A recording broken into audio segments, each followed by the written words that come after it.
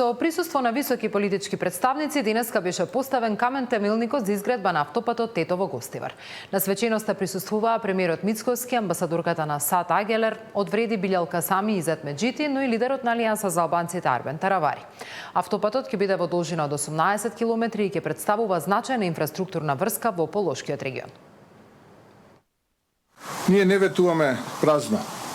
Ние градиме. Го започнуваме еден од клучните инфраструктурни проекти. Изградбата на новиот автопат Тетово-Гостивар во должина од 18 км. Како влада продолжуваме да се фокусираме на додадена вредност на квалитетот на животот на нашите сограѓани. Нема подобар доказ за тоа од ова кое што денеска сите ние го гледаме и ова кое што денеска сите ние го градиме. Планот е до ова лето активно да се работи на изградба на автопати во рамки на коридорите 8 и 10 да од некаде 65 до 68 километри, што мислам дека ќе се согласите сите е огромен прогрес. Се надевам дека 2027 година ќе биде завршена оваа делница од Тетово до Гостивар. Благодарност до жителите на овој регион за и бараме нивно разбирање за проблемите кои што ќе се соочат при реализацијата на овој проект, бидејќи дел од овој проект оди по постојниот пат, дел по новиот, многу често ќе има вртење лево и десно, меѓутоа 2 години брзо ќе поминат и после тоа ќе можеме да уживаме или да се возиме многу побрзо, многу побезбедно и многу поудобно возење. Важно е да се изберат правите партнери во одредени дејности и мене ми е драго што ние избравме и македонската влада, македонскиот народ и сите наши пријатели овде да бидат партнери на овој пат. Задоволство ми е да бидам чест на отварање, да бидам дел од отварањето на оваа делница.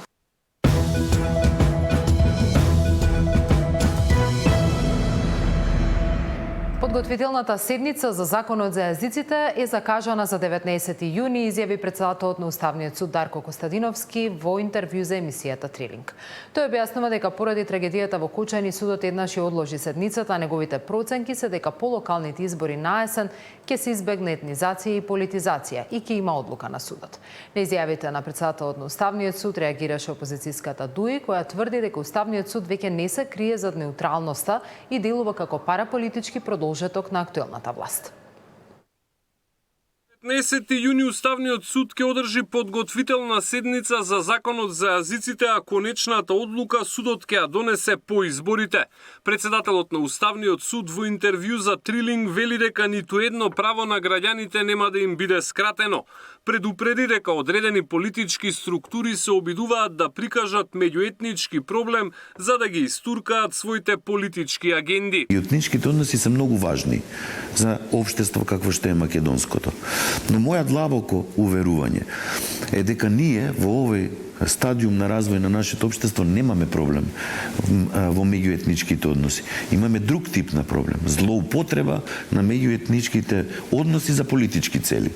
Ете тоа го сведочевме целиот изминат период и по постапувањето за балансерот и по Законот за јазиците. Ние имаме една понасушна потреба. Јас се согласувам дека меѓуетничките односи се еден од столбовите за стабилноста на нашата држава.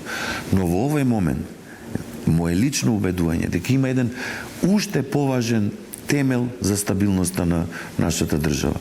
Тоа е владењето на правото. Јавните изјави на председателот на овој суд кои ги минимизираат меѓуетничките проблеми и ги прикажуваат како алатка за политички цели не се само неодговорни, туку и длабоко опасни, реагираше утро во ДУИ во писмено соопштение.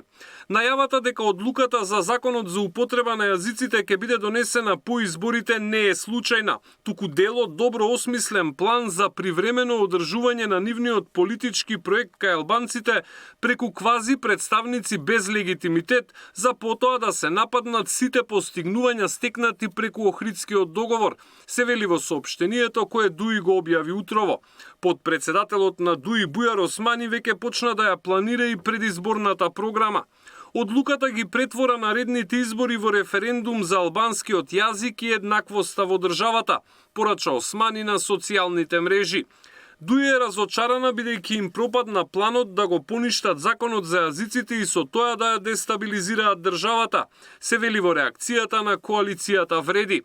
Планот на Али Ахмети и Бујар Османи преку суди именувани од нив во Уставниот суд да го загрозат албанскиот јазик во Република Македонија и да ја дестабилизираат земјата, пропадна пред да земе замав.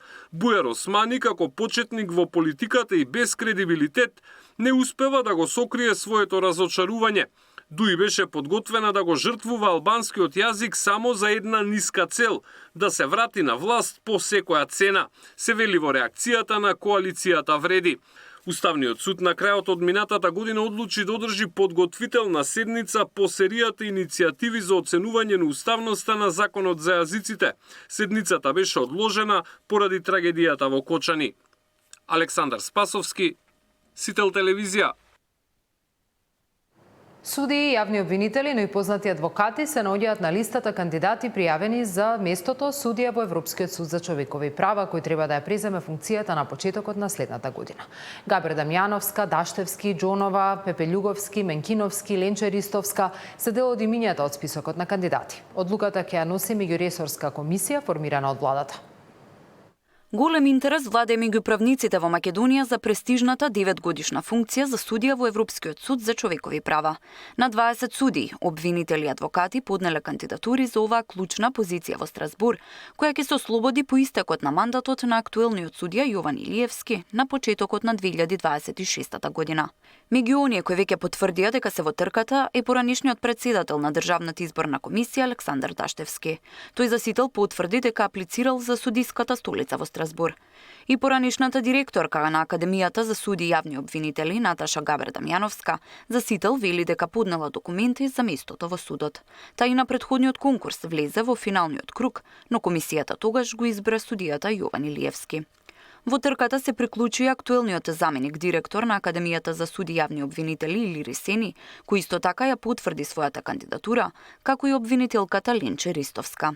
Низ правосудните кулоари неофицијално се споменуваат и други звучни имиња. Судијката од Кривичниот суд Олја Ристовска, поранишната председателка на Врховниот суд Лидија Неделкова, која беше разрешена во 2021 година, како и апелационата судијка Габриела Гајдова. На конкурсот на Министерството за надворешни работи неофицијално се пријавили и адвокатите Туни Менкиновски, Јордан Апостолски, како и поранишниот член на антикорупцијска Шемси Салај. Најдобрите кандидати ќе ги селектира комисија формирана со одлука на владата. Во наредниот период, меѓуресорската комисија формирана со одлука на владата ќе ги разгледа пристигнатите апликации, ќе изврши интервјуа со кандидатите и ќе пристапи кон процес на нивно рангирање, со цел предлагање на тројца кандидати до советодавниот панел на експерти за избор на судии при Советот на Европа, согласно член 22 од Европската конвенција за човекови права, информираат од МНР. Кандидатите мора да ги исполнуваат минимум следните услови: да е државјани на Македонија, мора да уживаат висок морален углед, мора да ги исполнуваат условите неопходни за вршење на високи судски функции или да бидат правни стручњаци со призната компетентност, минимум 12 годишно искуство во соодветната професија, мора да бидат помлади од 65 години, мора да имаат искуство во областа на човековите права и мора активно да го владеат едниот, а пасивно другиот службен јазик на Советот на Европа, англиски и француски. До сега оваа функција од 1998 година ја вршеле судијката Маргарита Цаца Николовска, судијката Мирјана Лазарова Трајковска и актуелниот судија Јован Илиевски. Тамара Дичевска, Сител телевизија. Касами ќе се бори за нов мандат во Тетово, Висер Ганиу во Чаир, а министерот за труд и социјала во Кичево. Ова се неофицијалните имиња со кои новата партија Вреди ќе се трка на локалните избори. Тарабари и Мицковски ќе се сретнат од понеделник, потврдија денеска од ВМРО ДПМН.